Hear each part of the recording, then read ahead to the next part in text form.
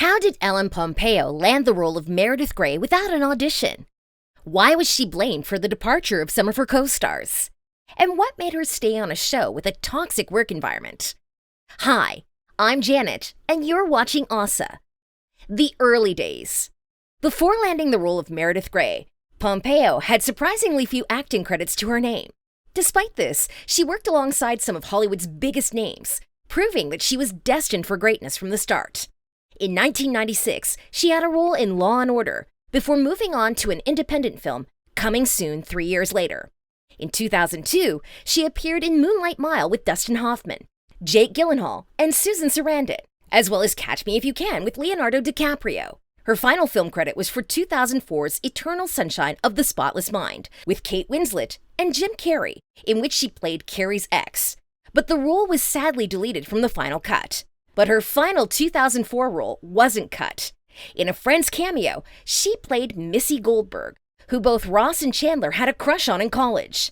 Then, in 2005, she started filming the hit medical drama, and she's never looked back. In fact, apart from featuring in Taylor Swift's music video for Bad Blood and a voiceover for Doc McStuffins, the actress hasn't appeared anywhere else since 2005. Can you imagine Grey's Anatomy without the titular character? No. Well, nor can Shonda Rhimes. In an interview with Backstage, Pompeo admitted that the show's creator actually offered her the role without an audition. Despite having her eye on another show called Secret Service, Pompeo's agent convinced her to try for Grey's. His pitch? That she could earn some bank before the show got canceled. Thankfully, she took the agent's advice, and nearly 2 decades later, his predictions about the show's longevity couldn't be further from the truth. Where does Meredith stop and Ellen start? After 17 years of playing only one character on a single platform, it's hard not to believe that Pompeo isn't actually Meredith Grey. But it doesn't bother the actress, who admits, it's pretty common for actors to try and run away from stuff they're super well known for. But I just try to lean into it. It is who I am. I made my choices, and I'm cool with it.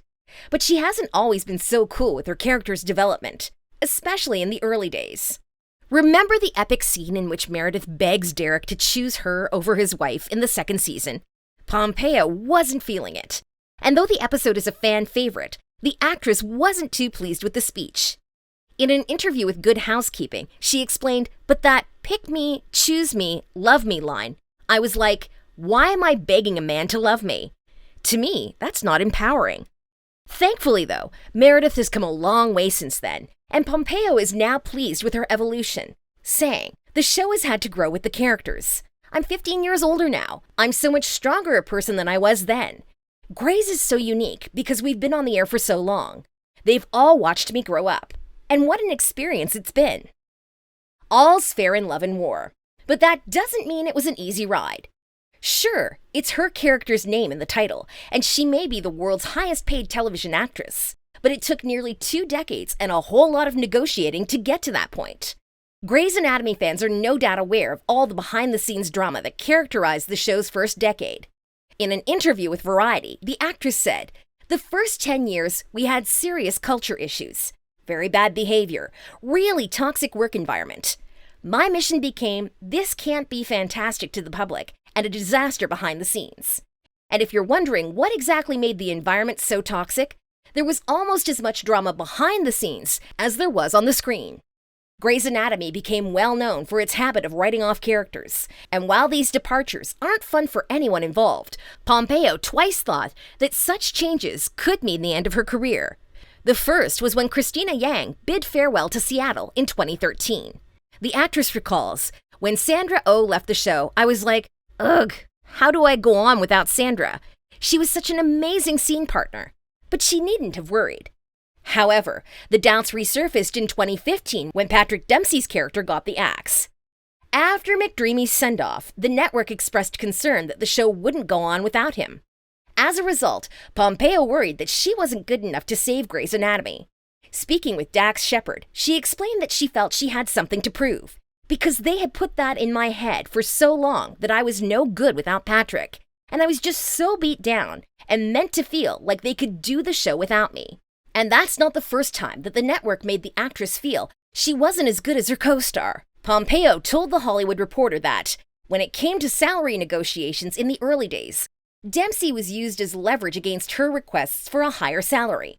Once, she asked to be paid $5,000 more than him, given that she was the titular character.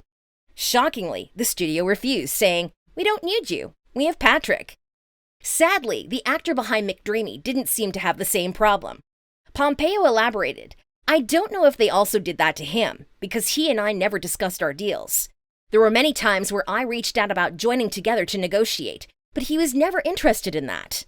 Luckily, Pompeo proved that she doesn't need a man to be better, nor does her show. When Dempsey left, she was honest with Shonda Rhimes about her feelings and concerns, saying, "If you want to continue, I need to be incentivized." And the only thing better than her asking for her due was Rhimes' response.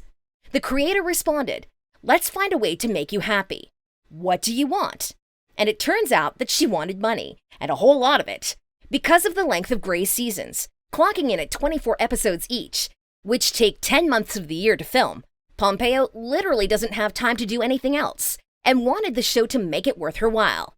And that was no problem for Rhimes, who advised the actress to decide what you think you're worth and then ask for it. Nobody's just going to give it to you. According to Forbes, Pompeo now earns approximately $575,000 per episode, making her the wealthiest woman in TV. I guess Cristina was right when she told Meredith that Derek was very dreamy, but he's not the son. You are. Take that, haters. Can money buy happiness? Her financial success has come with its own hefty price tag. Shortly after her salary bump, the show revealed that Sarah Drew and Jessica Capshaw would be written off. Despite citing the reasons for the departures as creative differences, there was speculation and gossip that the two actresses were given the boot because Pompeo's raise meant that ABC could no longer afford to pay Drew and Capshaw. Speaking to Marie Claire, Pompeo denied the rumors and used the experience to become even more vocal about the need for women in entertainment to demand equality and to stick together. She lamented, "Women are so institutionalized by the patriarchy, they don't even realize it. We can't compete against each other and compare ourselves to one another. We're not enemies. We do lift each other up and support each other, and we are not victims. We're very strong and we're capable of many, many things." Talk about girl power. Apart from the very attractive $500,000 she's making per episode, why has the actress dedicated her entire career to a single role? For 3 reasons. Firstly, it's a challenge to still make a well-known character fresh and appealing. And secondly, because she's not getting any younger, and good roles for older women are hard to find. In fact, Pompeo told People magazine that her decision to initially renew her contract was based solely on age. At 33, I was wise enough to know my clock was already ticking in Hollywood, and knowing that the clock was against her only made her work harder. As the actress asked The Hollywood Reporter, "The truth is, anybody can be good on a show season 1 and 2, but can you be good 14 years later?" Not only has she proven that she is still good, but she's now done it for an astounding 17 years. Way to go, Ellen. But what was her biggest motivation to stay on the show? Her family. The actress didn't have the easiest childhood. Her mother died when she was 4 years old, and because she grew up without a mother, she wants to ensure that she's always there for her own kids. In an interview with Variety, she explained, "A healthy home life is more important than my career. So, to have a happy home life, I made a decision to make money and not chase creative acting roles." And she's happy with the results. She explained, "I know exactly what time I'm going to come home. I'm home for dinner with my kids every night. And if that's not a great mom, I don't know what is." But is she really just staying on the show for the money and the comforts? It turns out she is. Because with the paycheck comes freedom, as Pompeo does not feel any pressure to prove anything. She continued, "The only pressure I feel is to my daughters to be a good mother. So the money definitely has the huge benefit of allowing her to focus on what really matters. But that doesn't mean she won't miss the paychecks when they stop." In an interview with Variety, she joked, "I don't want to take that for granted, and I don't want to walk away from the golden goose.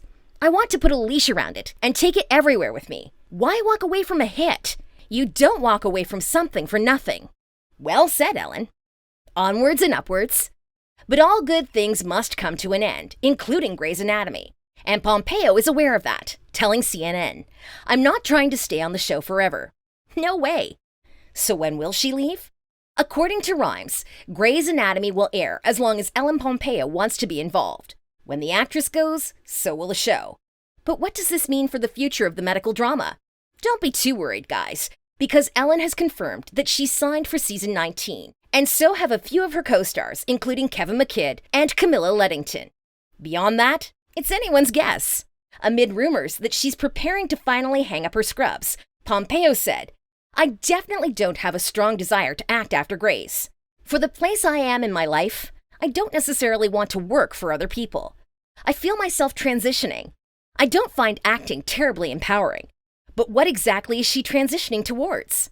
Apart from expressing an interest in producing, the actress wants to be more involved with her family. I'm really excited about my producing career, and I'm definitely looking for a change. My children are getting older, so I want to be more available to them now. I can't be an absentee mom if they're teenagers. I have to be around to whip their butts. Whatever she decides, we just hope it'll make her happy." Do you have any predictions about the next season of Grey's Anatomy? Let us know in the comments. And until next time, stay awesome.